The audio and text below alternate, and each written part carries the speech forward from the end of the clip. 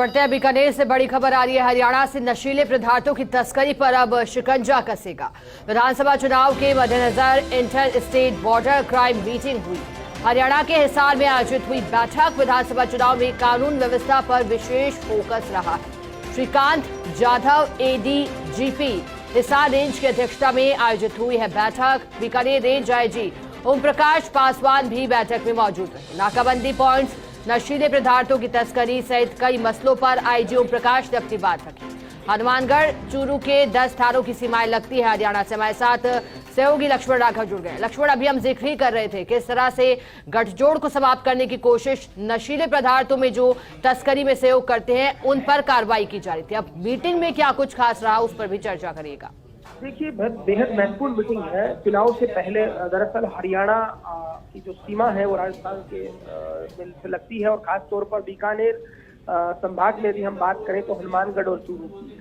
तो चुनाव में आप देखते हैं खास तौर पर लॉ एंड ऑर्डर को एक थ्रेट तो रहता ही। इसके अलावा अगर आप देखेंगे तो हरियाणा से पंजाब से हरियाणा होते हुए तस्करी होती है नशीले पदार्थों की। तो उसको लेकर एक inter state border crime meeting थी जिसमें आईजी ओम प्रकाश पासवान, चूरू और हनुमानगढ़ के एसपी तो थे ही थे, वहां के एडीजी यादव भी मौजूद रहे। इन्होंने डिस्कस किया लंबा, खास तौर पर जो नाकाबंदी के दौरान पॉइंट्स होते हैं उनको लेकर चर्चा हुई।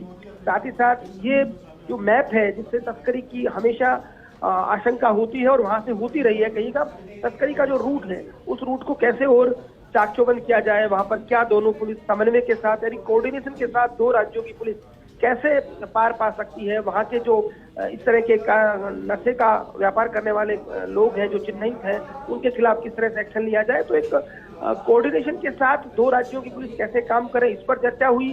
कैसे लॉ एंड ऑर्डर के थ्रेट को रोका जाए, एक दूसरे के स्टेट से होता क्या है, उधर से क्राइम होता है, इस स्टेट में आ जाते हैं, इस स्टेट में क्राइम होता है, उधर चले जाते हैं। ये तमाम चीजों को लेकर लंबा डिस्कशन, एक मैराथन मीटिंग की गई और ये मीटिंग हिसार में हुई है। लक्ष्मण, जब नशीले पदार्थों की तस्करी को रोकने को चर्चा हुई तो इस दौरान चुनौतियां क्या कुछ सामने निकल कर आई? देखिए, आप जानते हैं कि इनका जो नेटवर्क होता है वो इस तरह का होता है कि जो जिन ट्रकों के जरिए तस्करी होती है उनके चालकों को तो भनक ही नहीं होती कि कौन इसका मुख्य किरदार है।